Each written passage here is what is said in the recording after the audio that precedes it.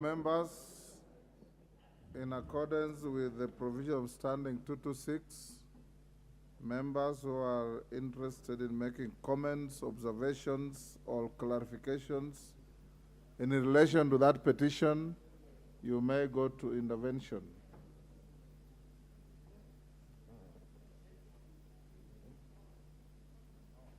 Robert Bukosa, are you on this or something else? Robert Bukosa. Thank you, Mr. Speaker. Mr. Speaker, I want to support the petition by Honorable Owen Baya.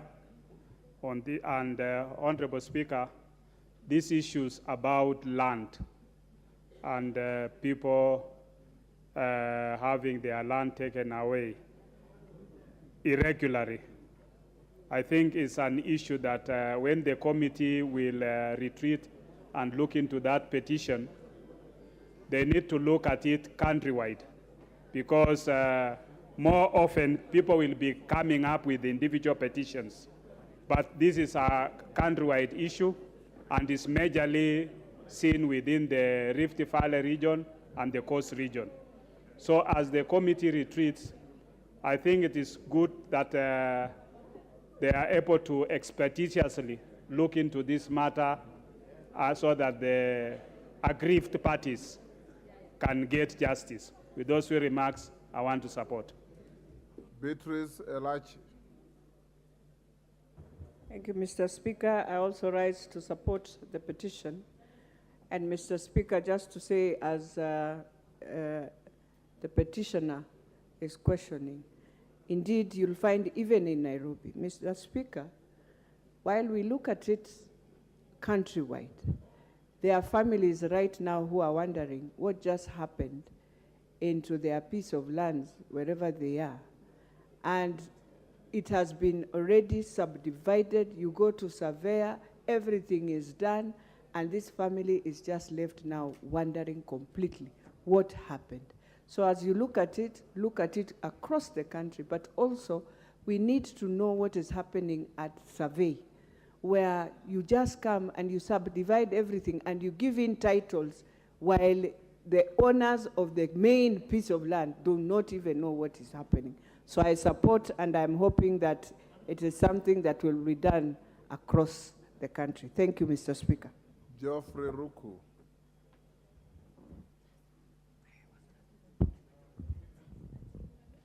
Thank you, Mr. Speaker. I support the motion by the petition, because the issues of land in this country need to be handled with care. We saw what happened the other day, sponsored my brothers and sisters from across, as far as the issues of land is concerned. I think the people of Coast, and particularly Honorable Baya's constituency, they have the right within the Constitution to ensure their matters is well considered within the law. Thank you, Mr. Speaker. David Speaker. Thank you, Honorable Speaker, for the opportunity to be able to lend my voice to this very important petition. I rise to support this petition by Honorable Baya. This is land that I'm very familiar with, and Honorable Baya knows that I can easily be elected as an MCA in that particular area. And this land, I have known that from the 50s, these families have been in occupation of the land. The original owners have since left. And in accordance to the law, surely this land, it can actually be transferred to them on account of adverse possession, because they have been in occupation with no resistance or claims against them since time immemorial, as far as many people can accept. And also, Honorable Speaker, this is in line with one of the State of the Nation address made by the former President Uhuru Kenyatta in 2015, when he made an apology on behalf of the Republic of Kenya in relation to historical injustices. This is one of them. Following that, Honorable Speaker, I presented a bill, the Kenya Reparations Bill, in the last Parliament, again in an attempt to try and resolve some of these historical land injustices such as this one. So for those reasons, Honorable Speaker, I fully support the petition of Honorable Mbaya on behalf of the people of Narani in Kilifi North. Thank you, Honorable Speaker. Jared Okello. Honorable Speaker, in supporting my brother, Honorable Mbaya, this is a reflection of what happens across the country. It is indeed true that land matters are quite emotive. There is a pending report called Ndungu Land Report, which has gathered dust for so many years, Honorable Speaker. At a time when we shall have a regime that is proactive and will bite the bullet and place Ndungu Report where it ought to be, Honorable Speaker, to a larger extent, these issues that have been deviled us for way too long will be able to be amicably addressed once and for all. This is something that cuts across the country. Everywhere you go, Honorable Speaker, you will hear of land injustices. Some are squatters on their own land, Honorable Speaker. I do not know when and how this will be addressed once and for all to enable the country to move forward as a one unitary society. I thank you, Honorable Speaker, for the opportunity. Ferdinand Wanyonyi.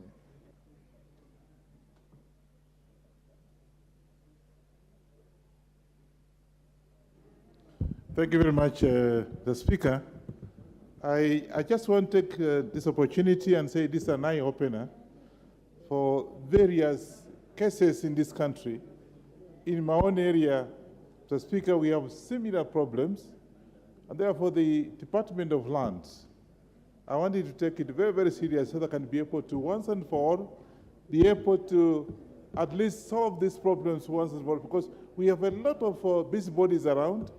You'll find that land is actually changing hands.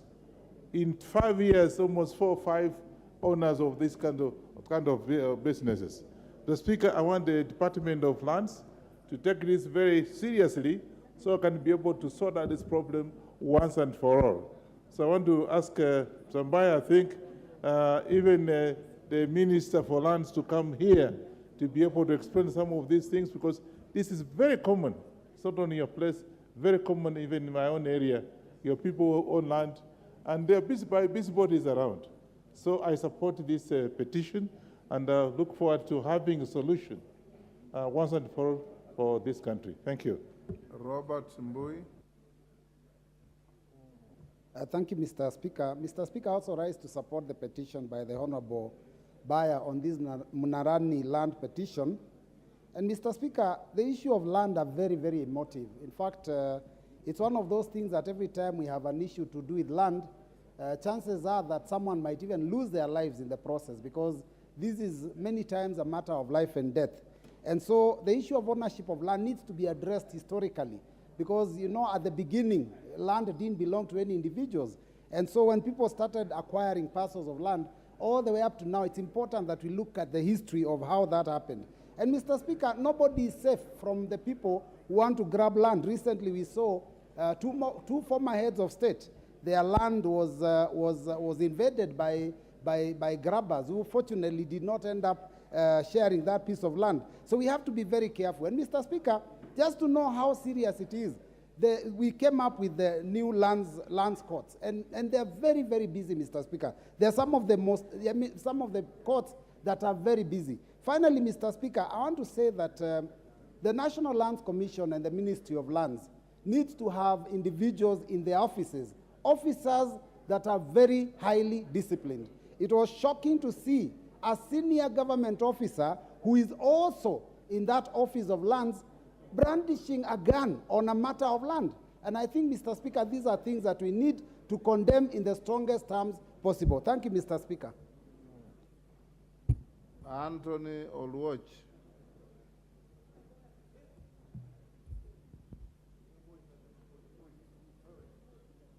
Clerk, what is happening to the screen? Can you alert your technicians? Anthony Olwoch, go ahead. Thank you. Thank you, Honorable Speaker, and I want to thank Honorable Mbaya for bringing up this petition. As the committee looks at this petition, I think they need to broadly look at it in terms of what the Constitution also provides. Because if you look at how land tenure systems change into this country, it is something that the Constitution emphatically says that whenever land tenure system changes, either from community land to public land or from public land, vice versa, Parliament and the sanction of Parliament ought to be taken into consideration. We have a situation in which land changes in terms of its land use, including in Nairobi, Honorable Speaker, without the sanction of Parliament. Parliament ought to stamp its authority in terms of what is provided under Article 94(5) of the Constitution, which provides that anybody who does anything that has the provision of law must have the sanction of Parliament. And secondly, we have a committee called the Implementation Committee. I want to urge this committee that even after they come up with their report on this, the Implementation Committee must make follow-up, because I have one case in which the Land Committee, in respect to land in Mathare constituency, in a ward that has a population of about 30,000 people, allocated to a police station.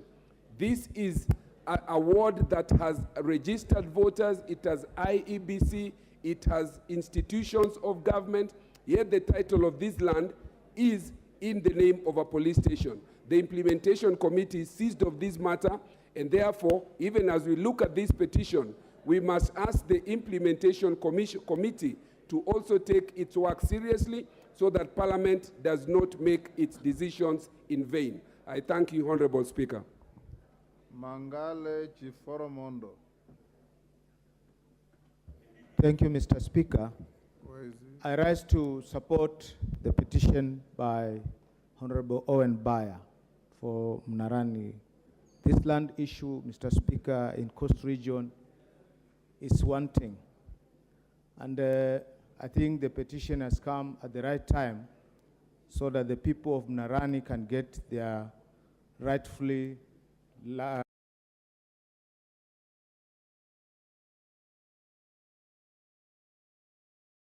explained by the mover. I want to say Mnarani is now occupied by so many people. And I wish this House and even the committee which is concerned will be taking this issue very seriously and expedite the process so that the people of Mnarani will get their right. Because in Coast Region, in fact, I can just give an example of yesterday, Mr. Speaker. I got a phone from a place called Kanana, where already people are being evacuated because of the same issue. The land injustice is real around the Coast Region. Now, this is the time that, Mr. Speaker, we put our foot down so that the people of Coast and even Kenya at large, they actually get what is rightfully theirs. Thank you, Mr. Speaker, for this chance. Mbunge wa Mandera West, Adan Haji. Thank you, Mr. Speaker, for giving me this opportunity. I also stand to support the petition by Honorable Owen Baya. This issue of absent landlords who are there, who came with the British and were given the African land, and after independence they could not survive here, they went back and they left nobody, or the people they left could not maintain that land. When the indigenous people claim those lands and they are being told they are squatters, I think this is very unfortunate, and therefore I will request the concerned committee to look this in depth. It's not only Kilifi, that's what is on the table now, but many parts of this country, the same problems are there. I therefore support the petition of Honorable Owen Baya. Thank you. Charles Ngusia.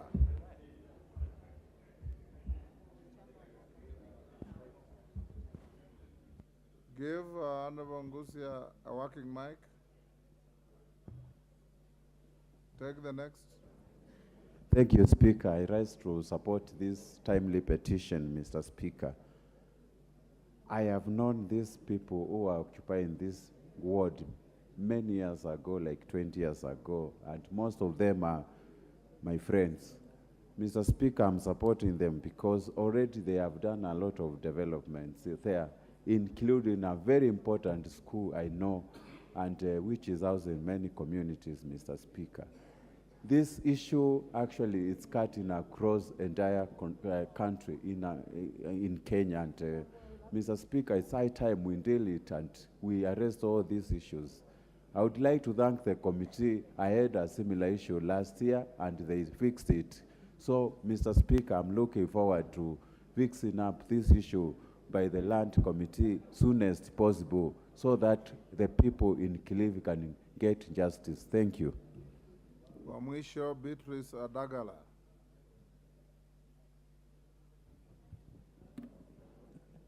Yes, thank you, Mr. Speaker. I want to support this petition by Honorable Baya concerning land issues. Mr. Speaker, sir, land issues is an emotive issue because we've had several places whereby people have been displaced out of their land, and the Kilifi issue has been there. I think, Mr. Speaker, sir, this issue should be looked into, and even other areas. There are several areas, even from where I come from, in around Hamisi, Kwawosa area, those people have not received their title deeds.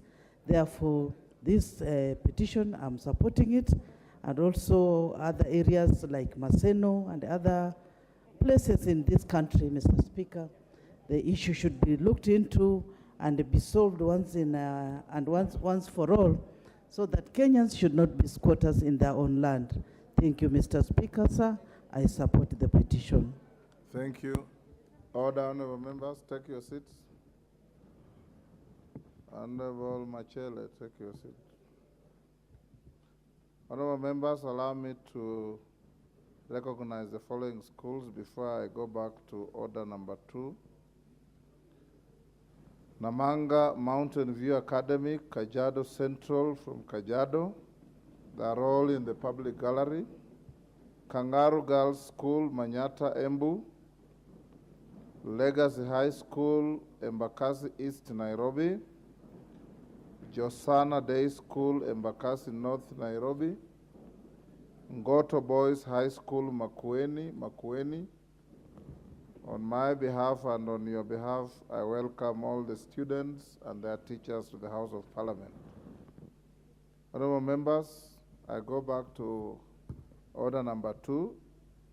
There's a short communication on the appointment of members of Parliament to present the majority party in the bipartisan engagements in Parliament. Honorable members, as you are aware, His Excellency the President of the Republic of Kenya and Commander-in-Chief of the Defense Forces, the Honorable William Samoei Ruto CGH, who is also the party leader of the Kenya Kwanza Alliance, and the former Prime Minister and the party leader of the Azimio la Umoja One Kenya Coalition, the Right Honorable Raila Odinga, have proposed bipartisan engagements in Parliament on a number of issues aimed at accommodating the concerns of the minority coalition within the parameters of the Constitution and the law. In furtherance of these discussions, I wish to inform you that I've received a letter dated 13th April 2023 from the leader of the majority party of the National Assembly, the Honorable Kimani Ichung'wah MP, appointing 7 members of Parliament representing the Kenya Kwanza Alliance to be part of the team that shall spearhead and facilitate the bipartisan engagements. The letter is co-signed by the Senate Majority Leader, the Honorable Senator Aaron Cheriot MP. Honorable members, the 7 members of Parliament appointed by the Majority Party are as follows: the Honorable Adan Kainan CBS MP, the Honorable George Murugara MP, the Honorable Mwengi Mutuse MP, the Honorable Lydia Haika MP, Senator Esther Okenyuri MP, Senator Dr. Boni Khalwale MP, and Senator Hilary Sigei MP. Honorable members, attached to the letter forwarding the 7 names is the draft of a motion proposing the establishment of a joint select committee and whose mandate includes the following: facilitating a bipartisan engagement in Parliament on the reconstitution of the selection panel on the recruitment of chairperson and members of the Independent Electoral and Boundaries Commission, recommending legal, policy, and institutional reforms to strengthen the IEBC, collecting views from stakeholders on proposals to enhance inclusivity and bipartisanship in the electoral structure in the country, developing and recommending appropriate mechanisms for the reorganization of the electoral system, on the basis of the findings and recommendations of the Joint Committee, preparing a report and a draft bill or draft bills for consideration by Parliament. Honorable members, it is however worth noting that I'm yet to formally receive the names of the members representing the minority coalition in Parliament and the draft text of the motion as proposed by the minority party. As you may be aware, honorable members, parliamentary practice requires that a motion of this nature be presented to the House upon negotiations and agreement between the majority and minority coalitions, so that what is finally presented to the House is harmonized by partisan motion. Honorable members, in the light of the foregoing, I hereby instruct the Clerk of the National Assembly to forward the proposed motion to the leadership of the minority party in Parliament, seeking their concurrence. Honorable members, the Speaker of the Senate and I have also consulted and agreed that there is need to achieve bipartisan and bicameral consensus on this matter. Consequently, the Speakers of the Houses of Parliament request the leaders of the majority and minority coalitions in the Houses to consult and present to the Speakers a harmonized version of the proposed motion for placement before the Houses of Parliament at the earliest available opportunity. This shall set the stage for the commencement of the bipartisan engagements in Parliament. Honorable members, as I conclude, allow me to urge all members of Parliament to uphold the tenets of the Constitution, respect the process, and undertake their engagements with utmost good faith, collegiality, and on the basis of consultation, cooperation, and mutual reciprocity. Indeed, this will be in keeping with the motto of our Parliament, which is for the welfare of society and the just government of the people. I thank you.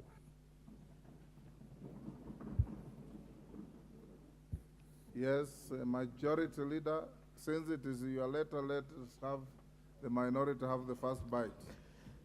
Thank you, Honorable Speaker, and I thank you, Honorable Speaker, for that communication. And Honorable Speaker, as you have indicated, we as leaders have a duty to resolve all issues that are of concern to the people that we represent, Honorable Speaker.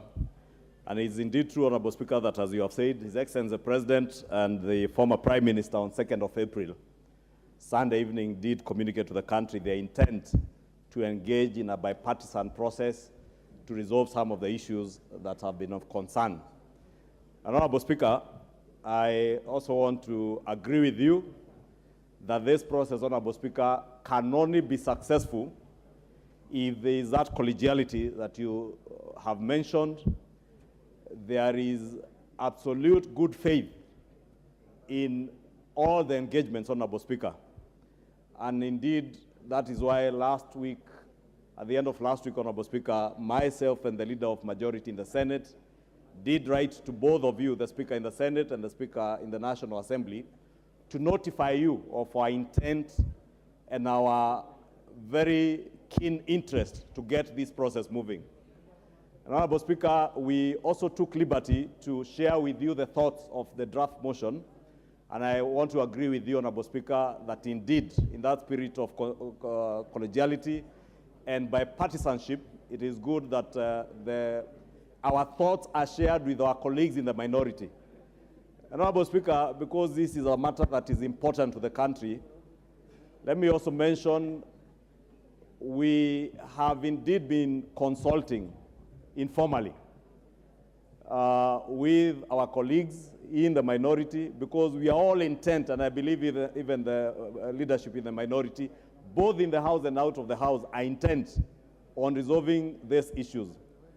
And Honorable Speaker, as you have already directed in your communication, I shall be reaching out and writing to the minority leadership, and hopefully maybe with both here and in the Senate, for us to have a forum, Honorable Speaker, and I would beg that your office as chairperson of the Parliamentary Service Commission does facilitate, so that we have a forum for talks before the talks.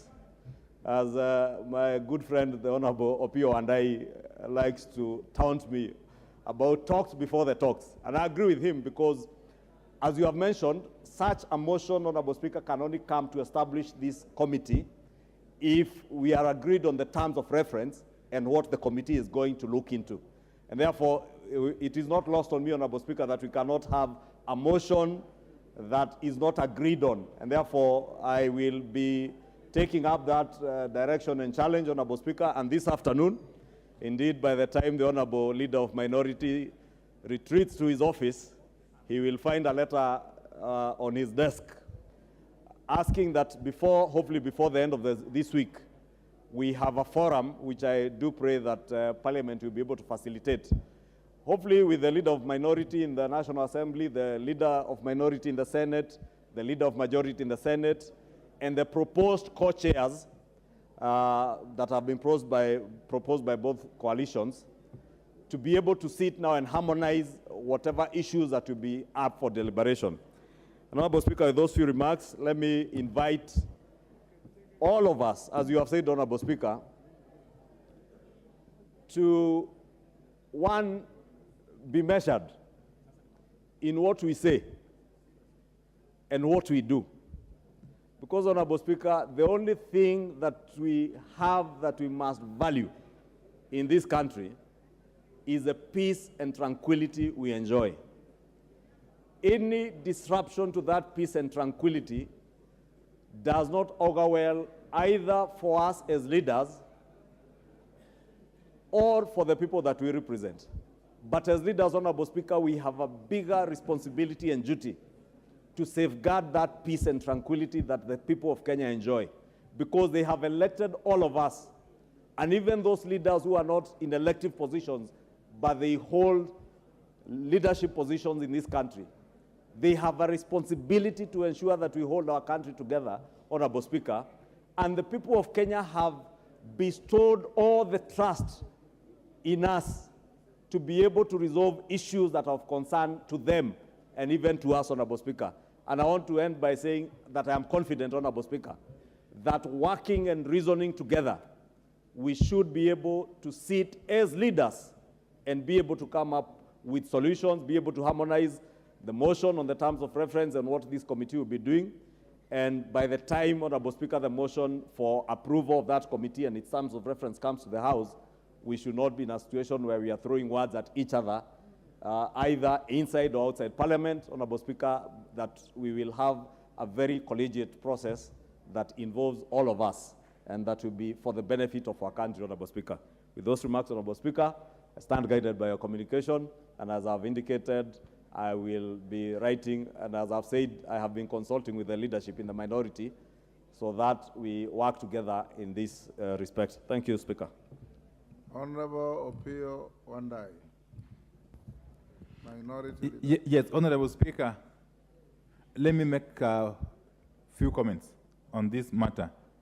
First and foremost, I must admit that I was taken aback when I read in the media that a motion had been forwarded to the Speaker's office about this bipartisan engagement, because that couldn't have been a motion about bipartisan engagement for the simple reason that my coalition was never consulted. It has now turned out, of course, that it was basically a draft motion for the Kenya Kwanza side. Mr. Speaker, let me say this, and for avoidance of doubt, that we still have a lot of ground to cover. Because as we speak, there seems not to be an agreement or concurrence on the nature of these talks. As far as the coalition that I lead is concerned, these talks can only be extra-parliamentary. Two, as I've said time and again, before any motion can be brought before this House to set up or to set off this process of bipartisan engagement, there have to be talks about the talks. And I'm happy that my friend, the Honorable Kimani Ichung'wah, has acceded to that. Mr. Speaker, the reason why we need talks about the talks is that first and foremost, that bipartisan committee must have clear terms of reference, must have clear mandate. Secondly, it must have clear time frame within which to accomplish its task. But more importantly, it must have clear mechanisms. Clear mechanisms have to be established for implementing whatever resolutions that committee may come up with. So that is the essence of talks about the talks. And those talks have to be as inclusive as possible, as I've always said. And therefore, without preempting anything else, our position is that we are ready and willing to engage in these talks, as long as they are as inclusive as possible and they are not confined to Parliament. Two is that my coalition reaffirms its commitment to the spirit of dialogue, as a way of resolving the problem that we currently face as a country. Because we are facing serious problems in this country as we speak. And it behoves us, the leadership, regardless of our political affiliation, to be in the forefront of trying to address those problems. And that bipartisan process is one such way, Mr. Speaker. And therefore, as long as the Kenya Kwanza coalition demonstrates utmost good faith, demonstrates political will, and comes forward with open hands and open hearts, we are going to engage. But any slightest indication of lack of good faith or lack of goodwill, we shall go back to the people. Thank you, Mr. Speaker. Thank you, honorable members. It is not my desire to open further debate on this. I think you have heard your leaders. They have a very serious legal and moral duty to this House and this country to sit together, avoid unhelpful brinkmanship, and bring to the House something in furtherance of the wishes of the two leaders, the President and the former Prime Minister. So Kimani Ichung'wah and Wandai, we encourage you not to play to any gallery, but to do what you are expected to do as leaders, to support the process.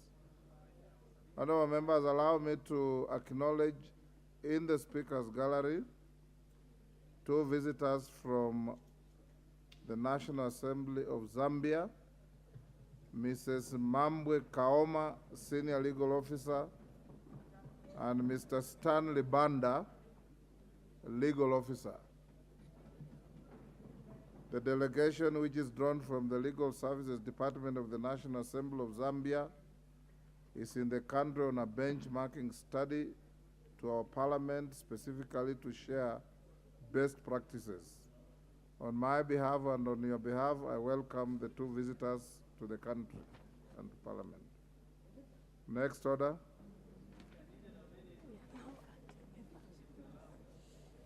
Order I'll number call the next 5. order.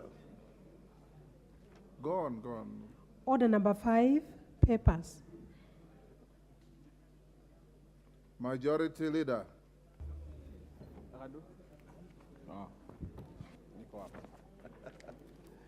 Honorable Speaker, I thank you. And Honorable Speaker, I beg to lay the following papers on the table of the House today, Tuesday, April 18th, 2023. 1. African Union Convention on Cross-Border Cooperation, Niamey Convention and Explanatory Memorandum from the Ministry of Foreign and Diaspora Affairs. And 2. Convention on the means of prohibiting and preventing the illicit import, export, and transfer of ownership of cultural property and Explanatory Memorandum from the Ministry of Foreign and Diaspora Affairs. Annual report and financial statements of for Tom Mboya University for the year ended June 30th, 2022. Elections Monitoring and Observation Report 2022 from the Office of the Ombudsman, the Commission on Administrative Justice. 5. Reports of the Auditor General of Financial Statements in respect of the following institutions for the year ended 30th June 2022. 1.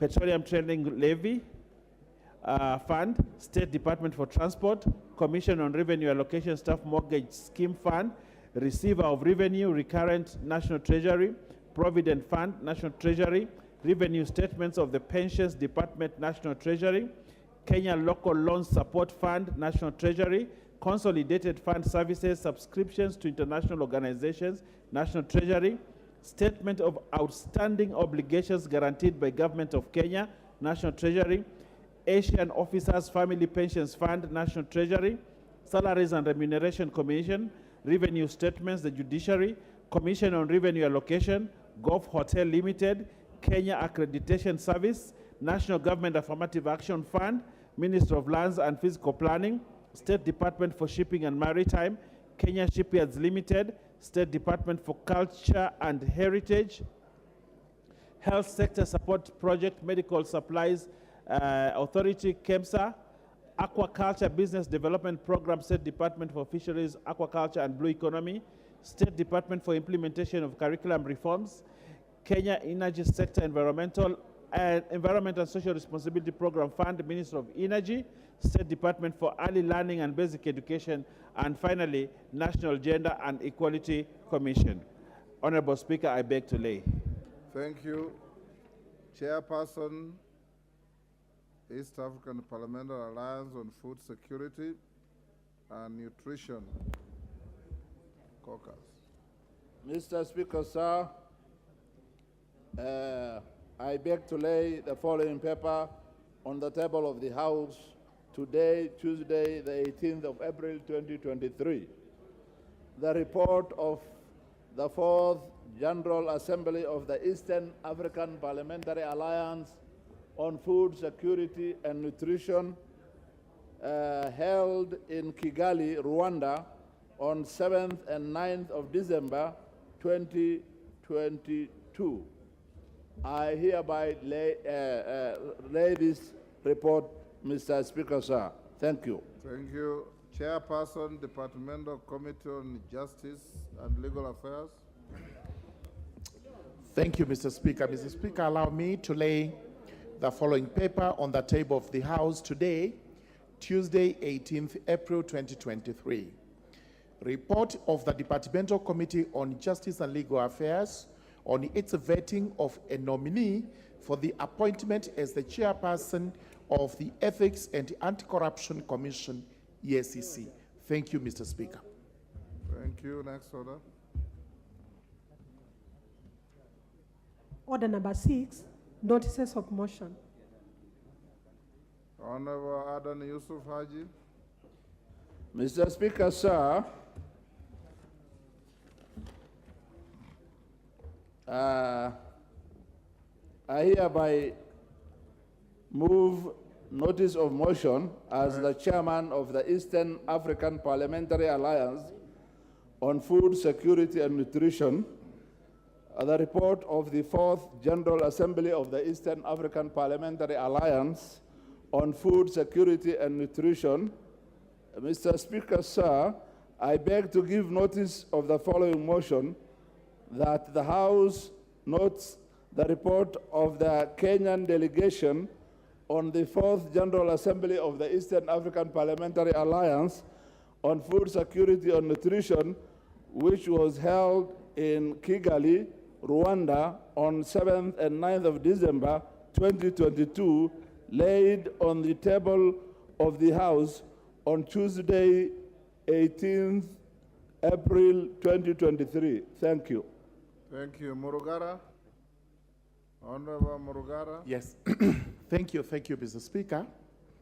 Mr. Speaker, I beg to give notice of the following motion, that taking into consideration the findings of the Departmental Committee on Justice and Legal Affairs in its report on the vetting of a nominee for the appointment as the chairperson of the Ethics and Anti-Corruption Commission laid on the table of the House on Tuesday, 18th April 2023, and pursuant to the provisions of Article 252B of the Constitution, Section 10(3) of the Ethics and Anti-Corruption Commission Act 2011, as read together with the Section 8(2) of the Public Appointments Parliamentary Approval Act 2011, this House approves the appointment of Dr. David Adang Oginde as the chairperson of the Ethics and Anti-Corruption Commission.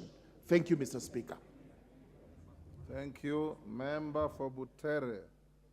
And our members have given leave to the member for Butere to give notice on a motion of adjournment.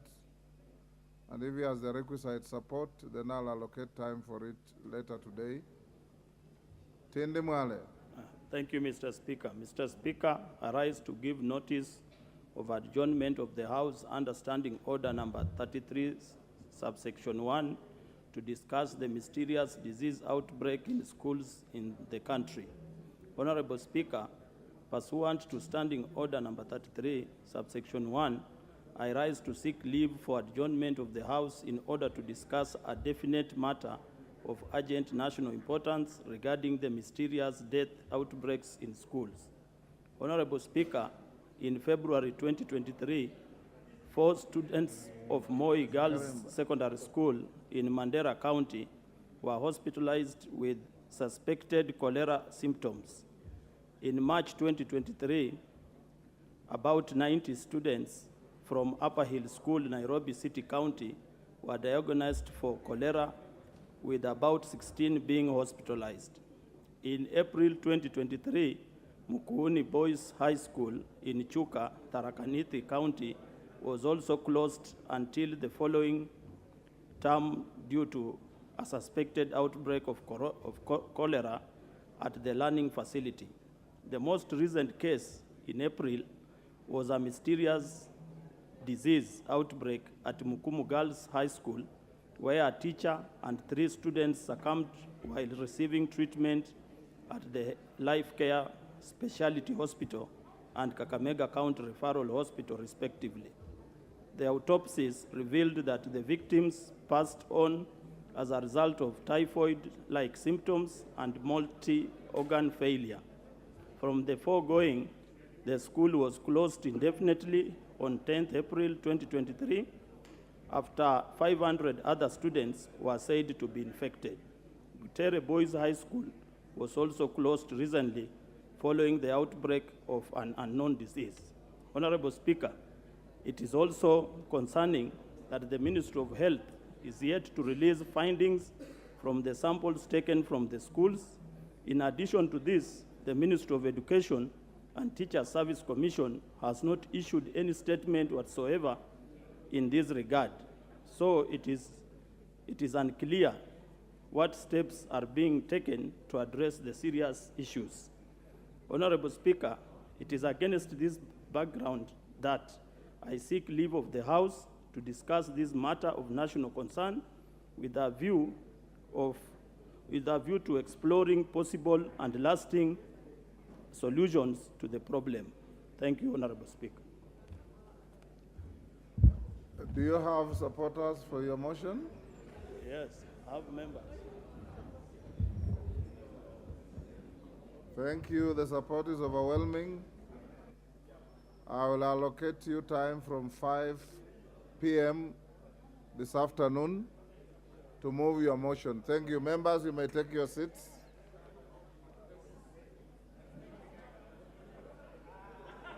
Next order.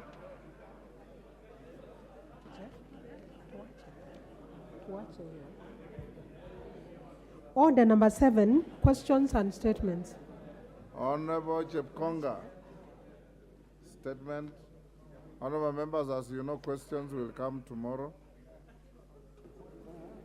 Mr. Speaker, thank you, Mr. Speaker, for giving me this opportunity to move this statement, to give this statement. Mr. Speaker, I thought Honorable Wandai was going to be here just to congratulate him for the choices that he has made. He has chosen bipartisanship over bigotry, inclusivity over isolation. The only thing is that he gave a threat in the last words, but I want to thank him very much for seeking to be bipartisan in his approach of these talks, Mr. Speaker. Even talks over talks itself is seeking to be bipartisan. Mr. Speaker, Honorable Speaker, I rise pursuant to Standing Order 44 paragraph 2C and Standing Order 210(5)(a) to report to the House the list of the statutory instruments approved under paragraph 4A. The committee has received a total of 35 statutory instruments since its establishment on the 4th of November 2022. It has concluded 25 statutory instruments, out of which 17 were acceded to pursuant to Standing Order 210(4)(a) and reports on 8 statutory instruments tabled and approved by the House. Of the eight reports approved by the House, Mr. Speaker, 6 statutory instruments were approved in accordance with the Act to which they are made, while the House approved the report on annulment of 1 statutory instrument and rejected publication of 1 draft regulation. There are, however, 8 pending statutory instruments before the committee for its consideration. A detailed list on the statutory instruments that the committee has considered is attached herewith for the House to note. Honorable Speaker, as you may recall, this House approved the statutory instruments exemption from expired regulations 2022, which extended the life of over 1,700 statutory instruments from the executive and 10 statutory instruments from the Parliamentary Service Commission that were to lapse as provided under Section 21 of the Statutory Instruments Act 2013. I urge, Mr. Speaker, the affected regulation-making authorities to submit the statutory instruments in good time to avoid the rush towards the expiry of the time extended, which is expected to end on the 23rd of January 2024. I thank you, Mr. Speaker, and I submit. Thank you, Honorable Chepkonga. Honorable Cynthia Muge, MP, Nandi County. You are listed as having a statement on issuance of diplomatic passports to Kenyan athletes. Are you to receive a report? Thank you, Honorable Speaker. I am to receive a report on the said statement. Who is the chair of the Departmental Committee on Sports and Culture? Dan Wanyama. Honorable Dan Wanyama, who is the vice chair of that committee? Wamashukuru, is he in the house? Any members from that committee? Who? Nguna? Where is the response to the statement to the gracious lady from Nandi?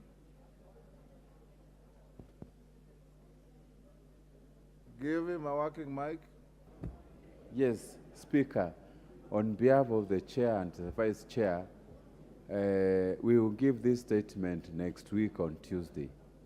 Honorable Nguna, it is not up to you to choose when to give the statement. It was listed today, and you are presumed as a committee to keep deadlines of the House so that we don't pile work. Tell your chair and your vice chair that the House takes a very dim view of this kind of conduct. Next order. Order number 8, special motion, consideration of nominee for appointment as chairperson of the Kenya Fish Marketing Authority.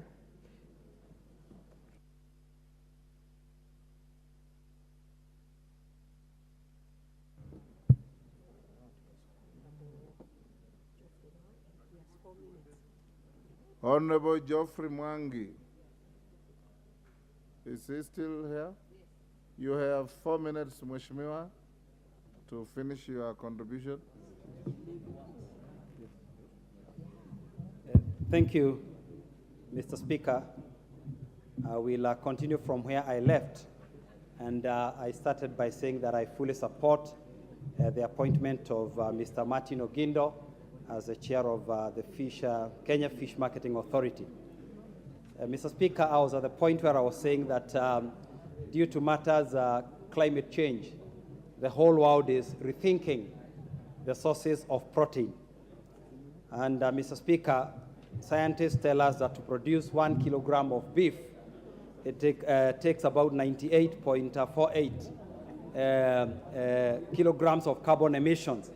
And the other known sources of protein that we use in this country, such as chicken and even mutton, fare no better when it comes to their contribution to carbon emissions. And so, Mr. Speaker, the only remaining and viable sources of protein that are climate change compliant are things like fish. And so we would urge the Kenya Fish Marketing Authority to actively promote the consumption of fish in this country so that we can also deal with matters of climate change. Mr. Speaker, in my own constituency of Tetu, we had a stimulus program whereby we invested quite a bit as far as fish ponds are concerned. And unfortunately, Madam Speaker, this program came to a halt because of inadequate funding and because of inadequate support. And I would urge the government to revamp the aquaculture project, especially in inland counties, because a lot of the work that goes on as far as promotion of fish farming is concerned happens either at the coast or around the big water bodies. So I would urge, Madam Speaker, that we marshal support to ensure that we can revive fish farming. In addition, in my own constituency, out of this stimulus program, we had a fish factory.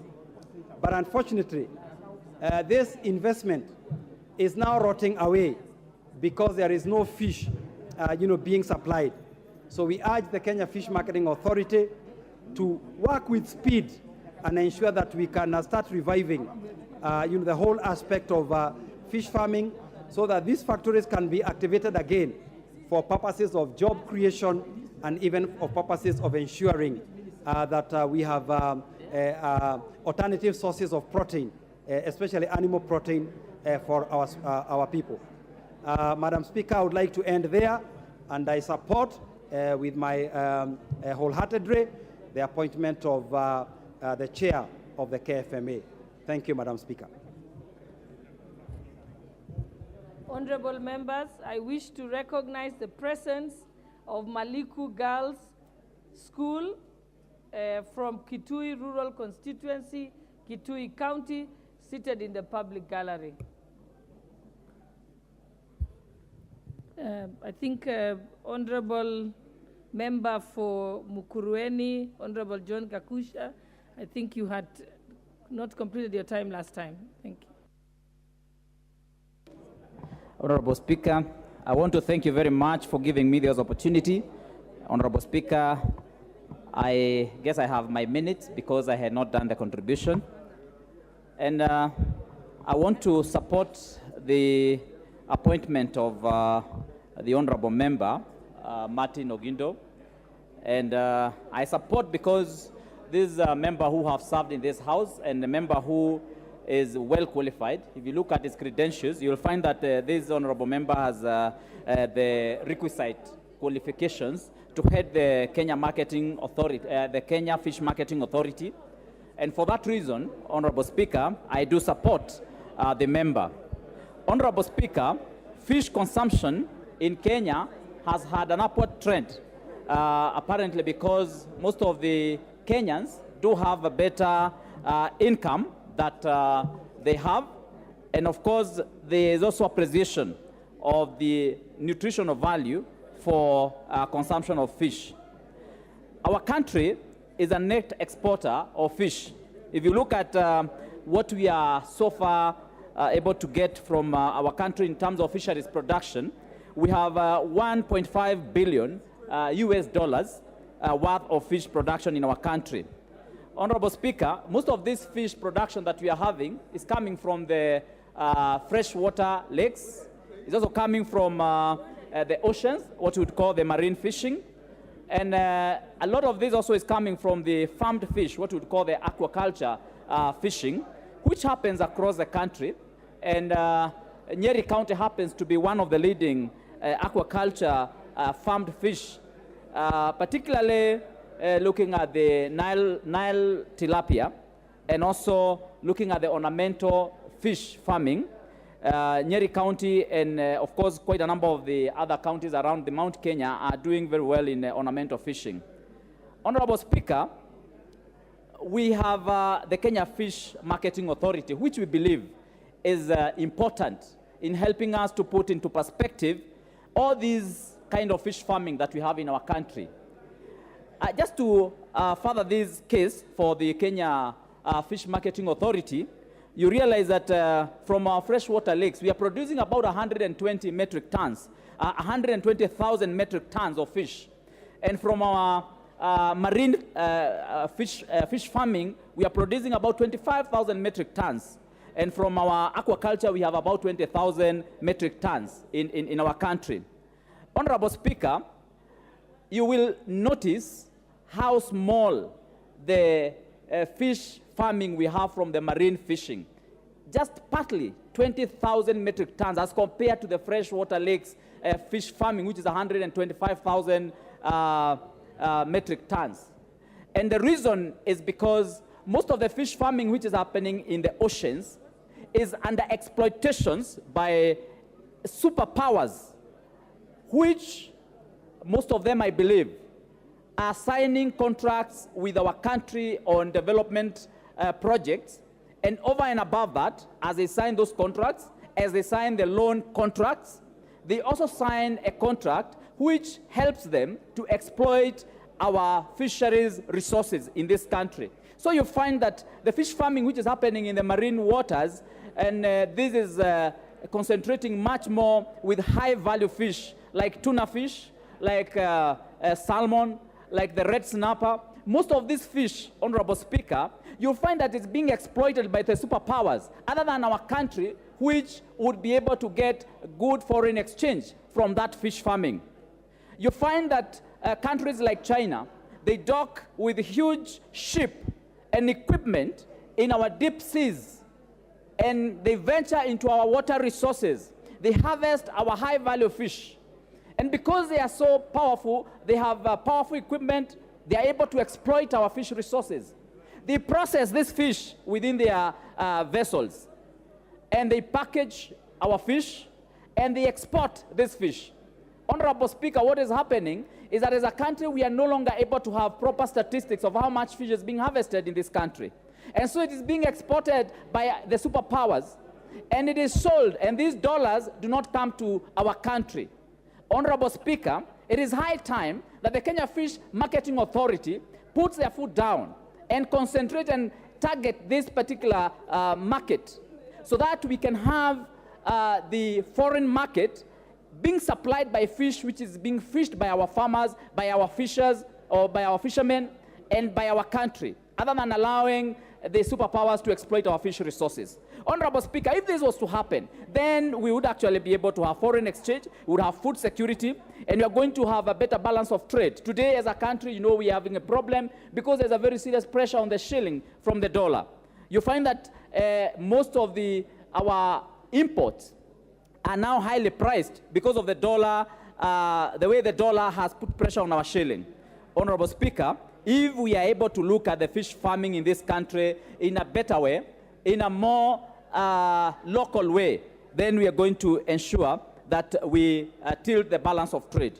Honorable Speaker, I also have a case against some of these bodies that we are creating in this country. You realize that we have so many bodies that are dealing with the fish farming in Kenya, and it's also high time that we also looked at our budget and asked ourselves as a country, now that as a country we have so much resources going to recurrent expenditure in the country and so little money going to development, is it sustainable that we keep creating bodies and bodies after a body in this country? Look at the fish industry, for example. We have Kenya Marine and Fisheries Research Institute, KEMFRI. We have Kenya Marine Fisheries, Socio-Economic Development, KEMFSED. We have Aquaculture Business Development Program, ABDP. We have Fish Levy Trust Fund, FLTF. We have Kenya Fishing Industries Corporation, KFIC. We have the Lake Victoria Fisheries Organization. And now here we have created another organization that we are calling Kenya Fish Marketing Authority. Honorable Speaker, I ask, are we not able to do part of this fish marketing using some of the bodies that we are having? Must we keep creating new bodies one after another? And this is encouraging the ballooning of our budgetary expenses in this country. And how sustainable, Honorable Speaker, can this be? Honorable Speaker, thank you very much. So my question is, how can this be sustained if we keep on creating new bodies every other day? It's high time that we relooked at this. As much as I support the chair of this body, Honorable Speaker, let us put a comma or a full stop on creation of new bodies that are ballooning our wage bill. Thank you, Honorable Speaker. Member for Mandera South, Honorable Abdul Haro.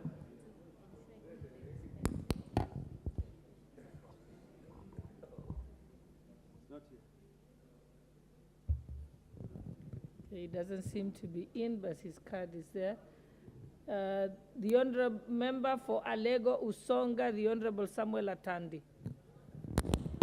Thank you, Madam Speaker, for the opportunity to speak on this motion. Madam Speaker, Fish Marketing Authority is a very important authority for the fishing sector. Unfortunately, it has no role because Kenya produces about 400,000 tons of fish against the consumption. Our consumption of fish is about 600,000 tons. So basically, the marketing authority has no role because we don't have any fish to market. But I want to support the appointment of Mr. Ogindo because we have a culture in this House that we do not oppose our former colleagues who are given jobs. So that is the only condition I want to support this appointment of Ogindo. I think he is a person who is capable of performing in this responsibility. Unfortunately, he is consumed in the politics of political parties. I want to urge him from this floor that once he's given this job, he needs to desist from playing party politics in the region. Let him focus on this responsibility. Madam Speaker, what I want also to say is that for the benefit of this House, that I'm sponsoring a bill to introduce excise tax on imported fish. Madam Speaker, this is very important because whereas we have all these authorities and bodies that are supposed to help us in making fishing sector a profitable sector in this country, this is not happening because we are not investing a lot of resources in the fishing sector. So, Madam Speaker, I'm intending to introduce this bill in the upcoming finance bill, and I would want to urge the members of this House to support me so that we can be able to tax this imported fish which is coming all over from China and all these countries. We don't need to import fish, Madam Speaker. The fishing sector is very profitable, And it is a sector that can help this country to, first of all, create jobs and also to help us in balancing the foreign exchange.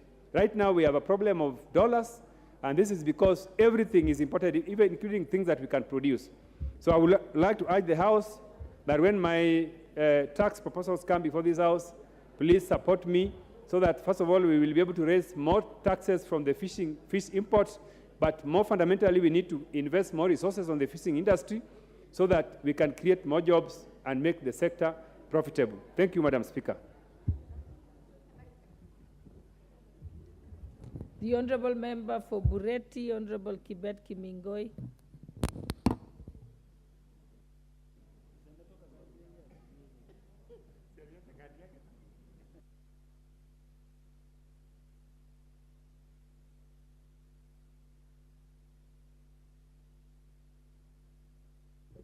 The Honourable Member is not there. The Honourable Member for Molo, constituency, Kuria Kimani. Or were you standing up for something? Yes, I had spoken to this. I'm looking forward to speak to the next one. Okay.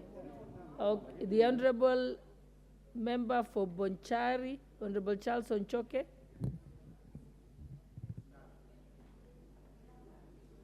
Okay, the Honourable Member for Seme, Honourable James Nyikal. Thank you, Madam Speaker, for giving me opportunity to contribute to this motion. Madam Speaker, I rise to support the appointment of Mr. Ogindo as the chair of the Fish Marketing Authority. Madam Speaker, this is somebody we know. He has been with us in this House. He has held important positions, and these credentials are actually well laid out in the report that recommends him. To that extent, we support him. But, Madam Speaker, I wish to bring out a few things that will be important to him. I'm sure he must be watching what is going on. As much as he's been appointed for developing the fish market, I think the most important thing that we should look at is actually fish production. Fisheries is a major part of the blue economy, which is not really fully exploited. It's a big potential for income generation in this country and for job creation. As the Honourable Member said, even in the ocean, a lot of foreigners actually utilize our space and export fish from our space, which should not be. But more importantly, Madam Speaker, in the inland lakes, inland waters, Lake Victoria, Lake Naivasha, Lake Turkana, we actually have not developed the potential for fish production adequately. And as that is going on, the consumption of fish is increasing, even local consumption, particularly tilapia, to the extent that at this point, Madam Speaker, we are actually importing fish from China, something we should not do because we have internal freshwater lakes that can do this. And the fish production is dwindling, the fish catch is dwindling for several reasons, one of them being increased consumption, but also the fishing methods that we use. In the inland lakes, we are actually using old methods, some of which are actually illegal. We have not developed adequately, although in some places it has taken place, modern fish production method, fish farming in ponds, fish farming in cages. I think this is something we should look at. Maybe if we develop the market, that will actually create a boost for production. But I think the biggest area is production. And this is because in the management of our fisheries, I believe, as a member said, we have established very many bodies, but they have not been harmonized. So we are actually not getting the benefit of these bodies that are developed. Some are national bodies, some are county bodies, and they are not really working well. You find that you have fisheries department dealing with fisheries, you have county fisheries department, you have Coast Guard, which is both a security organ and also being used in regulation of the fishing industry, particularly along the lake. And therefore, you find there are duplications, some of which actually hinder fish production and interfere with the fishermen that are trying to make a mega living with methods that are actually old-fashioned. And therefore, you find in some cases, there is double licensing. The fishermen will need to get a license from the local authority, and when the Coast Guard comes in, they're also required to have a license from the national government. And so what ends up is that there is no harmonized method of regulating this. Even the management of the beaches themselves, Madam Speaker, there is an issue. You have the beach management units that are actually authorized by law to manage the beaches. You have the Coast Guard that is actually policing this. You have the county fisheries officials that are also policing this. And that is making it extremely unproductive. Even within the internal waters, the fish landing structures at the beaches, the infrastructure is actually poor. And if you are going to export fish, it is important that the hygiene in these areas, the sanitation in these areas are actually brought up to date. That is part of the requirement. And these are places that actually people live as they are trying to increase fish production.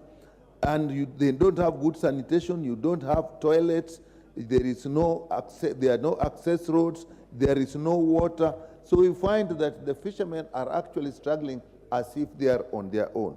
So, Madam Speaker, I know Honorable Gindo is up to this task, but I think it should actually concentrate to a large extent in developing infrastructure for fish production, particularly in the inland lakes, where I think the majority of our people will actually get out a good living, produce enough to sell, and enough. In fact, locally, it is even sometimes hard to get fish, and that's why the Chinese are actually selling fish. So with those, Madam Speaker, I support his appointment and call upon him to actually look at the development of the fish infrastructure in the inland lakes so that we support our people in fish production and we also create jobs and also create get foreign exchange for ourselves. With that, Madam Speaker, I support and thank you very much. The Honorable Member for Kericho County, Honorable Beatrice Kemei. Not there? Oh. Thank you, Madam Speaker. And I spoke to the same last time, so, right, so I'm waiting for the next one. Thank you, your name Madam was Speaker.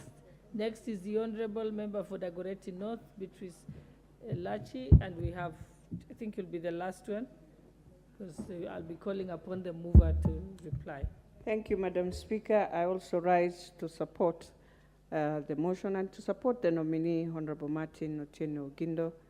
Madam Speaker, when you look at the fishery industry, and just supporting what the Honorable Kagusha has said, I think it is time also we harmonize some of the authorities that we have. Because when you bring most of them with the same mandate, they overlap each other, they compete on each other. It becomes now, instead of indeed increasing production, then now you find yourselves all the time in complaints and everyone running away from doing what they are supposed to do and leaving the jobs, assuming this other department will do, or this other authority will do, or this other team will do it. And that is what is hurting the industry. Madam Speaker, as much as I know many will agree that yes, we need to look at the fish coming from China, but Madam Speaker, we also need to ask ourselves, when we consume all our fish, do we have deficits? And if we have, then indeed we must allow, being a global world, a global village, to trade to each other. Because today it is fish, tomorrow the avocados will be there, and we need to ask ourselves also, as the fish comes in, is it very cheap that this other fish is unable to move? And just the same way we have competition with the Ubers, with our own taxis, it's the same way we must have competition. But I agree we must protect those who do fishing farming, and we must ensure that anything that is needed as a government, that it has to be indeed those who are within the waters how do we safeguard? How do we ensure they have better ways of doing also their trade? How do we ensure, Madam Speaker, we can dry our fish and also send it abroad and help those who are doing fishing to ensure that they are also able to receive what these other ones are receiving? I know we will find ourselves with our different fights even in Lake Victoria, but how do we help to ensure that those fights are not there? So that, and how do we help also? We have those who are doing fish in cages, which is also something that and I know we need now to support our real locals, because even the ones who do those cage fishing are the more advanced, are the same Chinese, are the same Indians who go to the lake and do it and then bring it to Thika and all these other places. How do we ensure everything is done and there is value added addition? With those few remarks, Madam Speaker, I beg to support. Okay, we may now call upon the mover to reply. Thank you, Madam Speaker. Madam Speaker, I want to thank all the honorable members for the kind words and the support, for the Honorable Martin Otieno Okindo as the chairperson of Fish Marketing Authority. Madam Speaker, I think the honorable members who have spoken about this motion, Madam Speaker, pointed out many issues affecting the fish farming, the fish marketing, and the fish exploration in the country. And Madam Speaker, generally, the blue economy sector in the country. Madam Speaker, this sector requires a lot of support.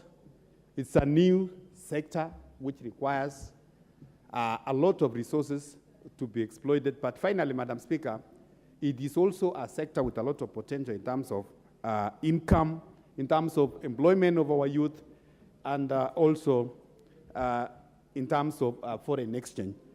Madam Speaker, I don't want to take a lot of time. I want to take this opportunity again to thank honorable members and seek, Madam Speaker, the approval of the House for the appointment of the Honorable Martin Okindo as the chairperson of Kenya Fish and Marketing Authority. Thank you, Honorable Speaker.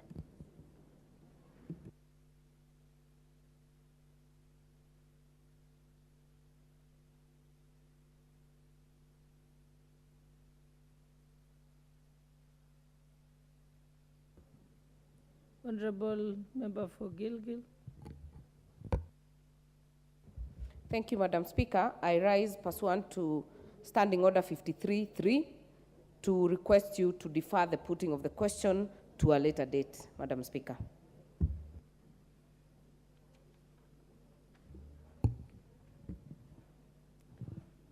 Honorable members.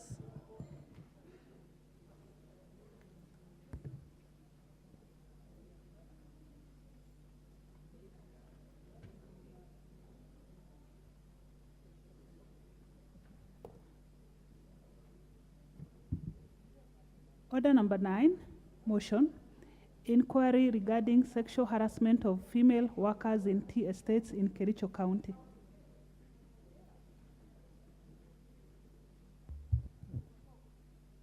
Honorable member.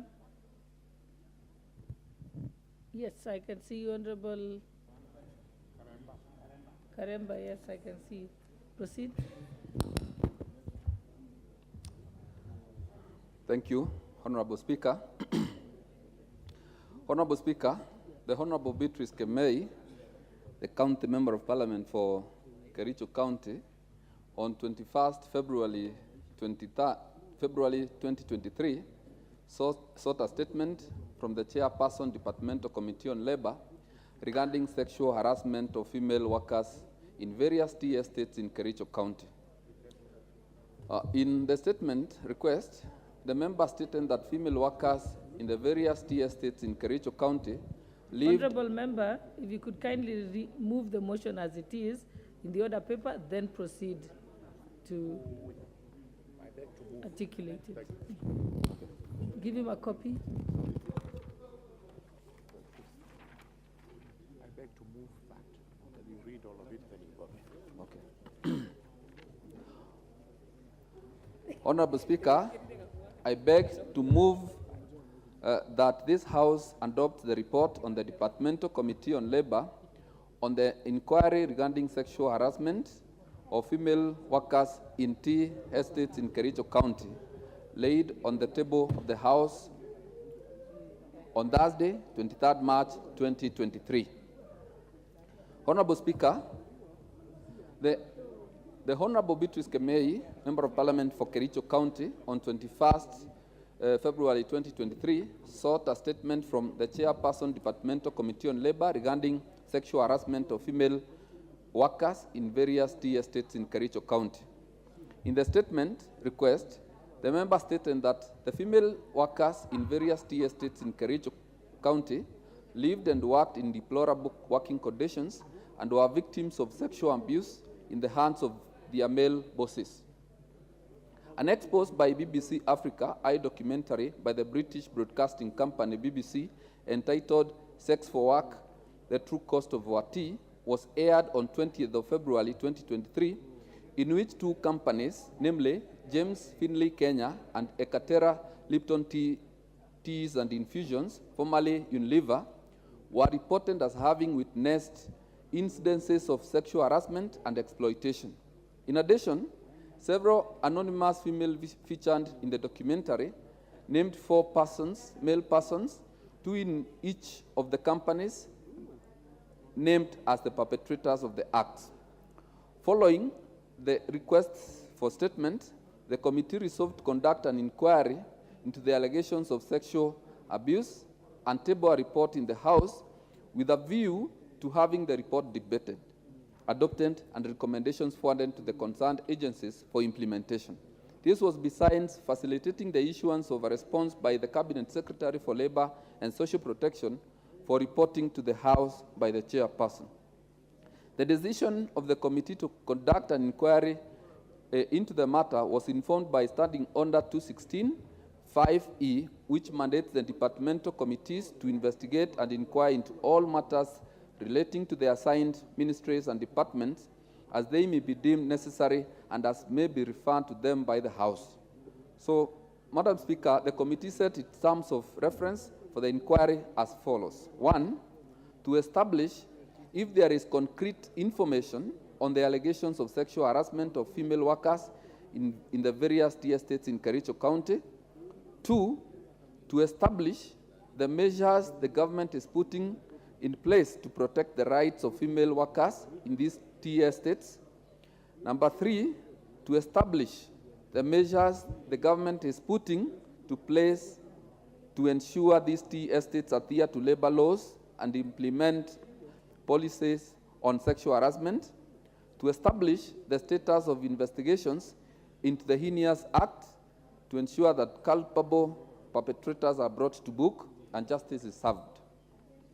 Madam Speaker, the committee carried out public participation in accordance with the requirements of the Article 118 of the Constitution of Kenya, 2010. The committee identified the following stakeholders whom it requested to make submissions on the matters under inquiry.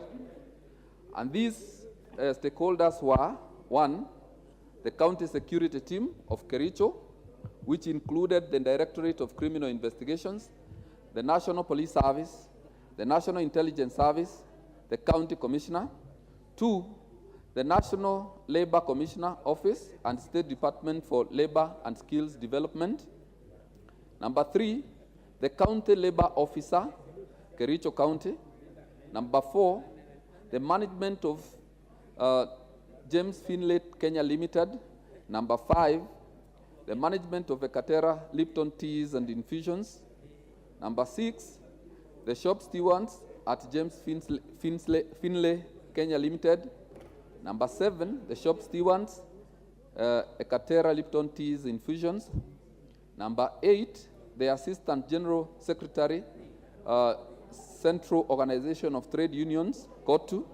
Number 9, the branch secretaries, Kenya Plantation and Agricultural Workers Union of the counties of Kericho at Bomet. And number 10, Mr. Speaker, the victims of the sexual harassment if they consented to make their submissions to the committee. Mr. Speaker, the committee conducted public hearings in Kericho County on 3rd and 4th March 2023, during which it held meetings and heard submissions from the aforementioned stakeholders. Both oral and written submissions were made to the committee by those who testified, analyzed the submissions received, the outcome of which informed its findings and recommendations. During the conduct of the inquiry, the committee faced challenges that included the witness who went by the Labour Office to speak in camera to the committee on the allegations declined and referred to their lawyer.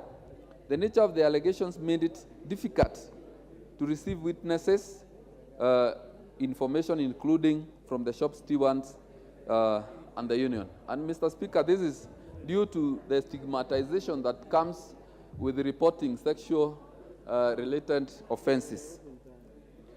Mr. Speaker, the issues of determination, the issue for determination are as per the terms of the reference of the inquiry as set out by the committee based on the evidence on record, which is from the testimonies from the witnesses and the stakeholder.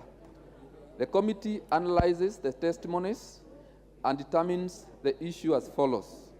1, to establish if there is concrete information on the allegations of sexual harassment of female workers in the various tea estates in Kericho. And Mr. Speaker, from the submissions, the county security team had yet to interrogate the BBC reporter who made the expose.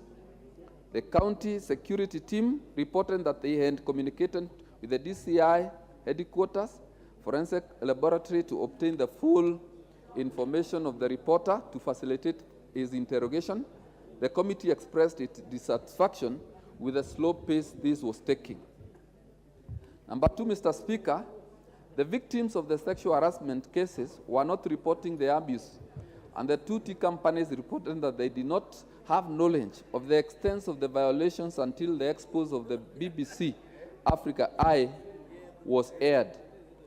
At the time of the visit by the committee, there were no incidents, reports on the allegations of the sexual harassment with the police on the 4 alleged perpetrators, namely Jeremiah Koskei, Mr. Samuel Ebey, who worked for Ekatera Teas and Infusions, Mr. John Chepochok, and John Asava, who worked at James Finlay, Kenya. Mr. Speaker, James Finlay, Kenya terminated the contract agreement with John Chepochok's company, which is called Silso Holdings. They have also suspended Mr. John Asava. The company has barred Mr. John Chepochok and Mr. John Asava from entering James Finlay, Kenya premises. Ekatera Teas and Infusions reported that they had suspended Mr. Jeremiah Koskei and Mr. Samuel Ebey and barred the 2 named persons from accessing Ekatera Tea and Infusions premises. And this, Mr. Speaker, was to prevent them from interfering with the process of investigations.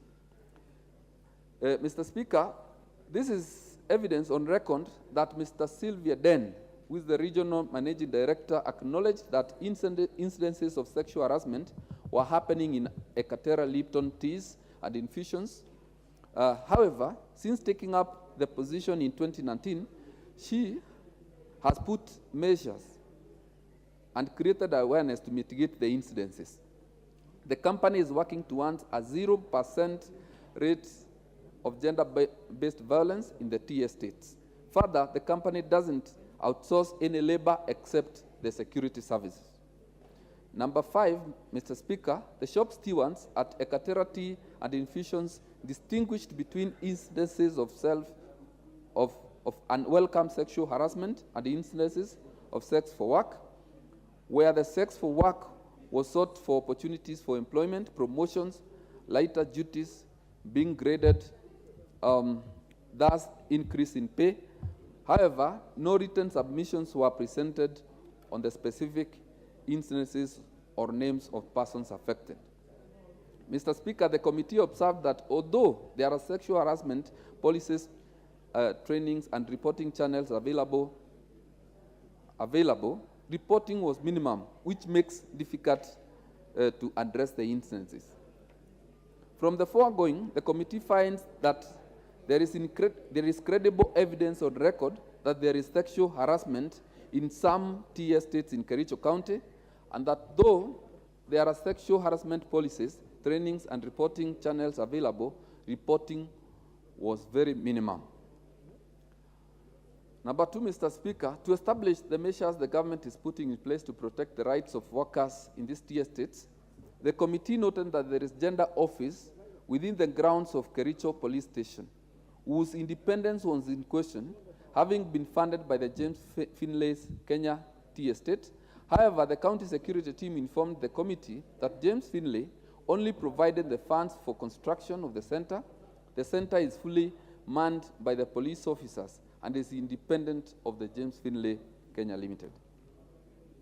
The company, Mr. Speaker, handed that the community policing as an avenue of reporting information related to sexual harassment and abuse appeared not to be very active, as the incidences of sexual harassment continued happening but not reported. The county security team submitted that there is the community policing and the Nyumba Kumi initiative at the ward level to enable the citizenry report various issues, including gender-based violence. Mr. Speaker, the effectiveness of the various channels put in place to deal with sexual harassment and abuse appears to be poor. Both James Finlay and Ekatera submitted that all employees have access to reporting mechanisms, which include welfare committees, toll-free anonymous call numbers, bulk SMS messages for mass communication, use of notice boards, use of suggestion boxes, training of village committees on sexual harassment and other forms of abuse, among others. The company is committed to continuously improve the system. Mr. Speaker, we also noted, and this is important for the women leaders in this House to hear, that there are a few women in leadership positions at James Finlay, Kenya. The composition of women leadership is at 25%, 29% at the lower management level, 19% at the higher management level, 6% at junior management level, and 24% at senior level management. James Finlay Management submitted that it conducts gender surveys and that there is continued effort to be female gender inclusive through management trainees programs for women and training of women in ICT. The criteria used to outsource labor services at James Finlay was unclear. The company submitted that it conducts a pre-qualification exercise for the services. Services outsourced include labor, maintenance, and construction. However, it was disputed that by the labor unions who accused the company of directly procuring the services of the accused persons, company called Silso Holdings. The committee also observed that the government has instituted measures to guard against sexual harassment abuses. These include the enactment of Sexual Offences Act and the Employment Act, the community policing, the presence of police station, labor and gender offices in counties, and other initiatives aimed at enabling women seek guidance on the rights and launch complaints against sexual harassment. The committee nonetheless noted that many women were not aware of the initiatives and therefore not making use of them. Mr. Speaker, on the issue of establishing the measures the government is putting in place to ensure that these tea estates adhere to labor laws and implement policies on sexual harassment, the committee observed that there is a gap in the frequency of reporting the sexual harassment incidences despite the documented available reporting channels. There is a need for collaborative effort by the stakeholders, which are the Labor Department, the trade unions, the legislators, to come up with a clear and better framework for reporting. Number two, Mr. Speaker, the outsourcing of employees through contracts was a weak link in enforcing their sexual harassment policies. For instance, at James Finley, the alleged perpetrator, Mr. John Chepochok, owes Sislo Holding, a company contracted to provide contracted labor to James Finley. The contract company is in charge of performance and retention of employees. The competition for the available scarce employment opportunities for placement leaves the employees prone to exploitation and harassment. The committee resolved to initiate legislation to govern outsourcing of labor services. Mr. Speaker, Ekaterra Tea and Infusions has 43% of female supervisors and managers, and we are working towards increasing the number to 50%. The committee commended this, but cautioned against discrimination against male gender competing for the same positions. Further, it advised that the influence and ability to effect change of the female supervisors and managers should be empowered to effectively root out the vice. The committee finds that whereas workers acknowledged that there are policies to ensure adherence to labor laws, the same workers cited frustrations in reporting cases since the culprits were never brought to book. Consequently, many of them no longer report the cases to authorities. And lastly, Mr. Speaker, to establish investigations into the heinous acts and to ensure the culpable perpetrators are brought to book and justice, the committee noted that the investigations by the DCI into the allegations of sexual harassment and exploitation were progressing slowly. Further, the Kericho County Security Team reported that they are yet to interview the BBC journalist who made the documentary to receive any evidence on the incidences as reported in the documentary at the time of the visit of the committee. The 4 persons named in the documentary as the perpetrators had not been arrested nor charged in court of law since no victim had filed complaints against them to the police. The labor officer, Kericho County, did not report the frequency of their visits to the tea estates on matter sexual harassment. There is 1 labor officer in the whole county, and this may affect the quality and quantity of his visits. So, Mr. Speaker, based on these findings, the committee made a number of recommendations that the Directorate of Criminal Investigation should fast-track their investigations to identify the victims of the alleged sexual harassment and bring those culpable to book. 2, Mr. Speaker, the victims of the sexual harassment in the tea estates should report the incidences to the police for investigation and criminal prosecution. 3, Mr. Speaker, the victims of the sexual harassment should report the incidences to the county gender office and the county labor office. So, Mr. Speaker, we have made available the report to members, and I beg now to table the reports of the committee and request the Honorable Kuria Kimani, the member for Molo, to second. I thank you, Mr. Speaker. Thank you very much, Honorable Speaker. I rise to second the report by the Departmental Committee on Labor on an inquiry regarding sexual harassment of female workers in tea estates in Kericho County through a statement sought by the Honorable County Member of Parliament for Kericho County. Proceed. Thank you very much, Honorable Speaker.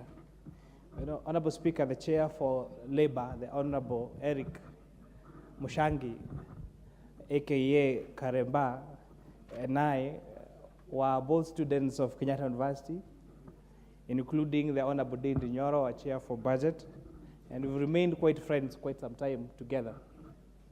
And perhaps that's why he asked me to second this motion, although I'm not a member of this committee. Honorable Speaker, this revelations by this BBC expose is very painful for the millions of workers in this country. It is even more painful that it took a BBC expose for us to know the fates and the suffering of these women in Kericho County. and really thank the Honorable County MP for Kericho for bringing this attention to this House and the Committee on Labor for doing thorough investigation and tabling the report before us. But of course, Honorable Speaker, I note in the report that as you would expect, there is not much evidence that they were able to get, mainly because the victims of sexual harassment were intimidated, they feared for their lives, and therefore no single culprit of this sexual harassment came to testify before the committee. Which begs the question, Mr. Speaker, what is happening in places of work across the Republic? Which begs the question, what is happening to women who work in various institutions in this country? And I dare say, Mr. Speaker, this harassment does not just go for women. We have had cases of also men being sexually harassed at their workplaces, Mr. Speaker, when they are going to work, and even in the normal operations of their businesses, Mr. Speaker. One would wonder whether we are short of laws to protect against sexual harassment in this country. And the answer is no. Article 27 of the Constitution, Honorable Speaker, prohibits any kind of discrimination, including gender, anywhere in this country. Section 23 of the Sexual Offences Act expressly says what sexual harassment is, and unfortunately only sets a penalty of up to 100,000 shillings and an imprisonment of up to 3 years for these particular offences. So perhaps it is high time that this Honourable House reviewed this particular act and reviewed the fine and the imprisonment term or the punishment that should be vetted by these sexual offenders, Honourable Speaker. The Employment Act, Section 6.1, again, talks expressly about how we should relate with each other at our workplaces, Honourable Speaker. But perhaps this sexual harassment does not just happen. It's not just happening in Kericho. Our police stations have become another place for sexual harassment. And most of the police stations that you'll find in this country, Mr. Speaker, do not have separate cells for men and for women. And most importantly, very few of them have separate cells for children. And even the ones that have separate cells for children offenders, they do not separate between the boys and the girls. So you have a child offender who is arrested, who is taken to a police station, who is a boy, and is being kept in that polling station among other criminal men. And by morning, Mr. Speaker, a lot has happened to that, to those young offenders, Mr. Speaker. So I think it is a high time that our executive and especially our our Ministry of Interior rethinks about how our police cells are made, so that we make sure even if these people are offenders, they still have their rights. And we should still protect them from harassment in those particular cells. So I really hope that we are going to have those cells clearly defined. This is for men, this is for women, and most importantly, for the young offenders, to make sure there are those cells for the young boys and the young girls, Mr. Speaker.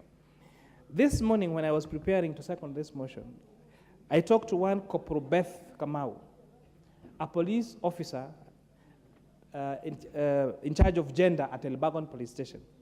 And Mr. Speaker, I was surprised to note that 75% of all cases registered in that Elbagon Police Station. And she was saying that this is actually the statistics for police stations across the country, because they have a group where they shared all those reports with other gender officers.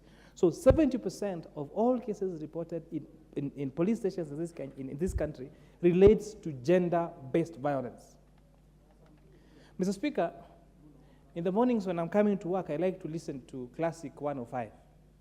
And some of those debates on Classic by Maina and Kingangi sometimes are very controversial. And Mr. Speaker, I get very surprised when I hear stories of men and women talking about being beaten like it is the order of the day. Talking about women who are battered to near death. And they say, what do I do, Maina? Where do I go, Maina? And these cases go on and on. A few months ago, there was a debate about now men who are being clobbered by their wives. Even one saying that he lost his eye. Another one says he was still limping. And we have the way the discussion goes is that it's so casual because it is the order of the day. And this is really to urge Kenyans, and especially even those in abusive marriages, that when it comes to that violence, when your wife or your husband is beating you up, you are a potential to death any minute.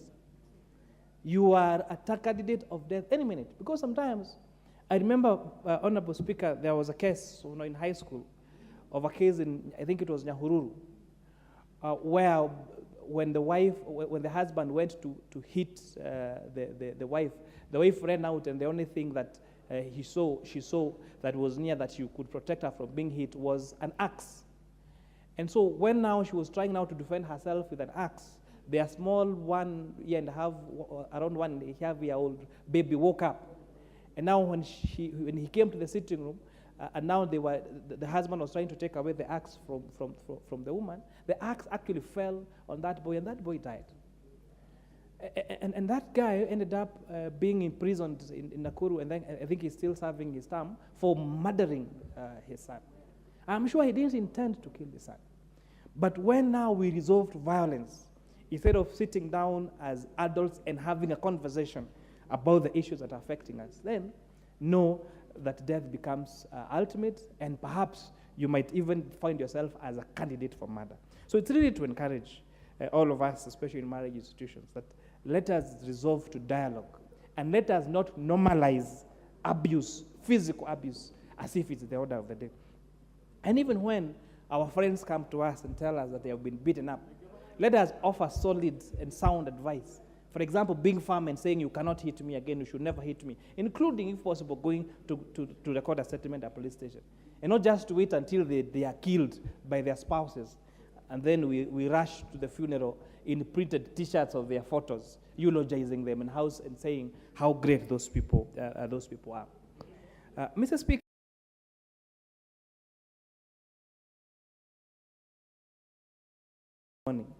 was the issue of irid or teen pregnancies.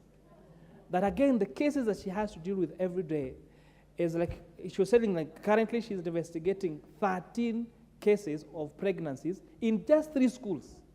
3 schools, 13 cases of teen pregnancies. And who are the ones responsible? Grown adults. And perhaps I'm wondering, what is this that men see in small children that they don't see in adult women? What is this? I think perhaps the Q in LGBTQ, that queer thing, is how you look at a child and think about having sexual intercourse with them. I think men, we should stand up. We should be the one protecting our children. And this issue of having sex with underage children must stop, so that we protect our future generations. And with that, Mr. Speaker, I again support this great report by the Departmental Committee on Labor, as done by my friend, Honorable Eric. Thank you very much. Thank you. Honorable members, let me acknowledge the presence in the public gallery this afternoon of students from the very famous Precious Blood Rerouter from Dagoretti North constituency, Nairobi County. This is not a matter of discussion, but what is it, Honorable Lachi? Thank you, Mr. Speaker. Mr. Speaker, thank you for just allowing me to appreciate our girls' school. That is an excellent school in this country. But more importantly, just to say, Reruta Precious Blood Girls' School is a school that believes in a miniscore of 10. And we always appreciate that. I want to tell the girls, welcome to Parliament. Enjoy, but inspire yourself as you live here. Just pray that one day you will be in this house, either as a member of Parliament or even as a speaker of this Parliament. So enjoy yourselves, and more importantly, remember always what we say, read your books, read that storybook that you always sustain as the culture of Precious Blood. Thank you, Mr. Speaker.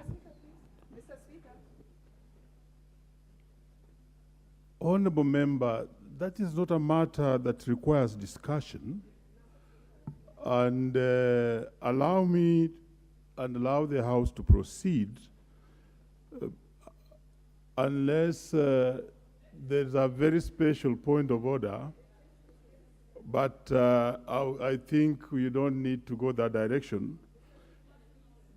Let me first announce that at exactly 5, I'll be calling upon the Honorable Member for Butere, Tindi Mwale, to actually, as the Speaker had directed earlier, to move a motion of adjournment on a matter of urgent national importance to discuss the mysterious disease outbreaks in schools in the country.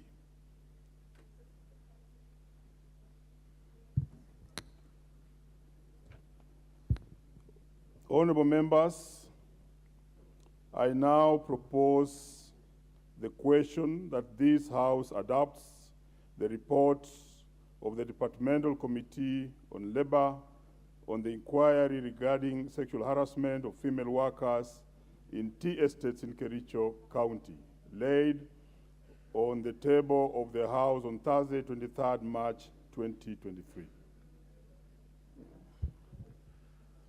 The first member to have a bite on this is Honorable Farah. Proceed. Mr. Speaker, I want to commend this committee for having done such a good job.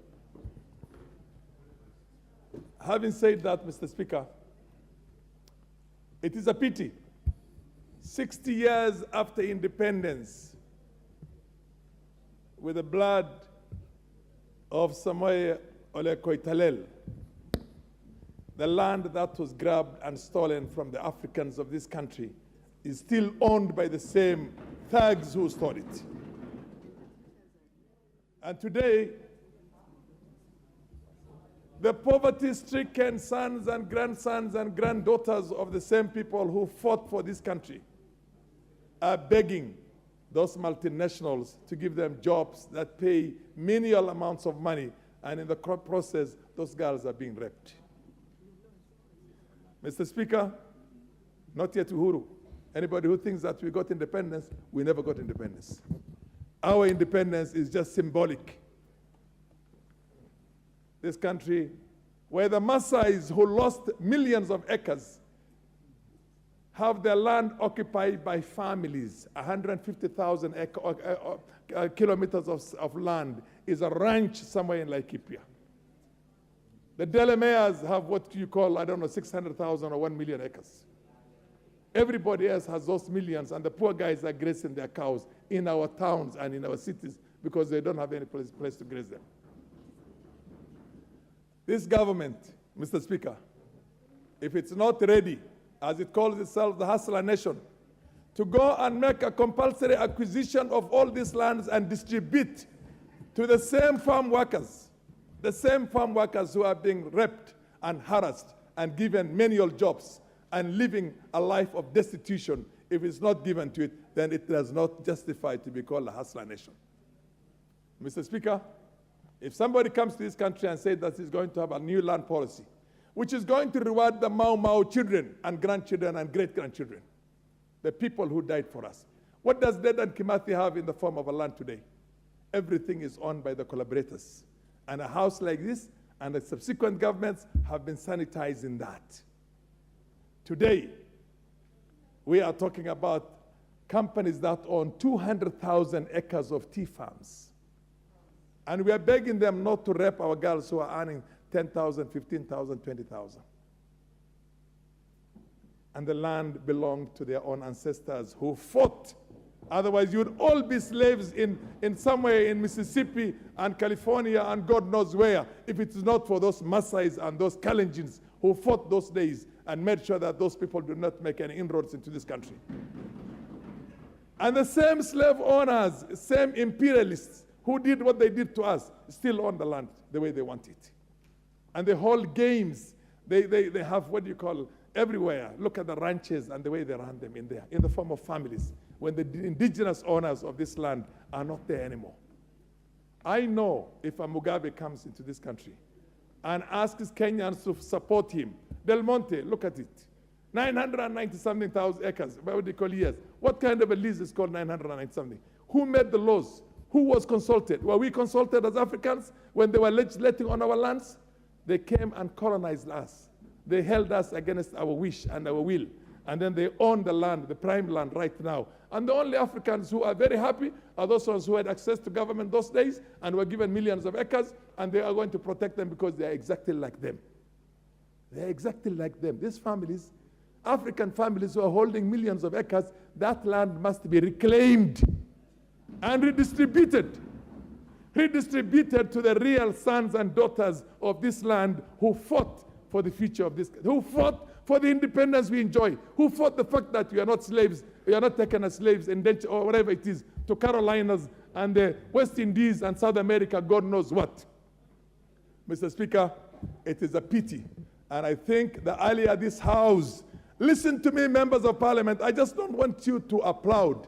I want you to make the right legislative decisions to reclaim all those lands and ask them to pay us compensation for all the exploitation they have been doing for the last 100 years.